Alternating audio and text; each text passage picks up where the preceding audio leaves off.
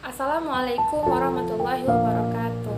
Perkenalkan, nama saya Hayatun Nufus Arza. Hari ini saya akan menyampaikan sedikit materi mengenai gambaran umum sistem pendidikan di Indonesia saat ini dengan keinginan sistem pendidikan di Indonesia. Saya kutip dari jurnal Munirah pada tahun 2015 yang berjudul Sistem Pendidikan di Indonesia Antara Keinginan dan Realita, Makassar, Aula Duna, volume 2 dan nomor 2. Saat ini sistem pendidikan berorientasi pada kepentingan pemerintah dan bukan untuk kepentingan anak didik, pasar dan pengguna jasa pendidikan atau masyarakat, dengan dalih bahwa strategi pendidikan nasional adalah untuk membekali generasi muda agar mampu membawa bangsa dan negeri ini cepat sejajar dengan bangsa dan negara lain yang lebih maju. Namun, dalam implikasi perkembangannya tidak diperoleh sesuai dengan apa yang dicita-citakan. Keahlian dan penguasaan iptek yang diperoleh semata-mata untuk kepentingan individual dan siap dijual melalui kontrak kerja demi uang, dan bukan menjadikan diri sebagai ilmuwan yang peduli dengan nilai-nilai kemanusiaan bangsa dan negara. Pemerintah adalah pihak yang mengendalikan dan mengelola sistem pendidikan secara nasional. Meskipun dalam Undang-Undang Sisdiknas dikatakan bahwa masyarakat adalah mitra pemerintah yang dalam menyelenggarakan pendidikan dan memiliki kesempatan yang seluas-luasnya untuk berperan serta dalam menyelenggarakan atau mengelola unit pendidikan dengan tetap pada ciri-ciri identitasnya.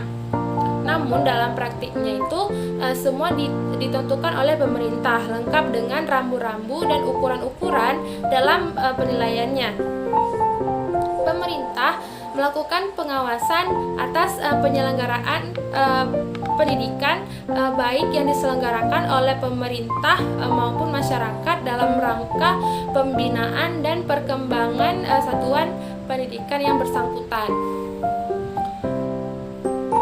Nah, peran masyarakat dalam penyelenggaraan pendidikan antara lain dimanifestasikan dalam penyelenggaraan sekolah, keluarga, dan unit pendidikan non-formal lainnya. Sementara dalam kenyataannya peran masyarakat belum berperan. Dalam penyusunan materi ajar diarahkan untuk memenuhi kepentingan pemerintah agar target pembangunan dapat mengejar pertumbuhan yang ditetapkan. Selain itu, kurikulum dan materi ajar terkesan terpecah-pecah, kurang berkelanjutan dan kurang konsisten. Pilihan dan penentuan serta level materi ajar ditentukan pemerintah pusat, sedangkan sekolah dan satuan penyelenggaraan pendidikan di bawahnya cukup sebagai pelaksana teknis lapangan.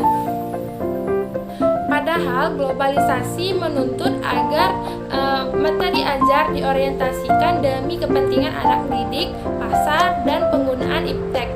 Materi ajar yang diharapkan adalah yang dapat memenuhi sifat integratif, holistik, dan kontinu dan konsistensi, serta dapat memenuhi kebutuhan peserta didik, pasar, dan perkembangan iptek. Sistem pendidikan nasional masih berpegang pada paradigma lama bahwa ilmu diperoleh dengan jalan memberikan atau diajarkan oleh orang yang lebih pandai atau guru kepada murid, dengan pola guru tahu, murid tidak tahu, guru memberi, murid menerima, guru aktif, murid pasif, masih dipraktekkan. Tidak ada kritik atau toleransi terhadap pendapat guru yang adalah minta penjelasan kemudian menerima dan mengikutinya. Seharusnya pendekatan dan metodologi pembelajaran menempatkan guru sebagai motivator, fasilitator, dan dinamisator murid dalam mencari dan menentukan ilmu. Murid sendiri yang mencari ilmu dan memutuskannya. Sekian penyampaian materi dari saya. Kurang lebihnya saya mohon maaf. Wabillahi taufiq wal hidayah. Wassalamualaikum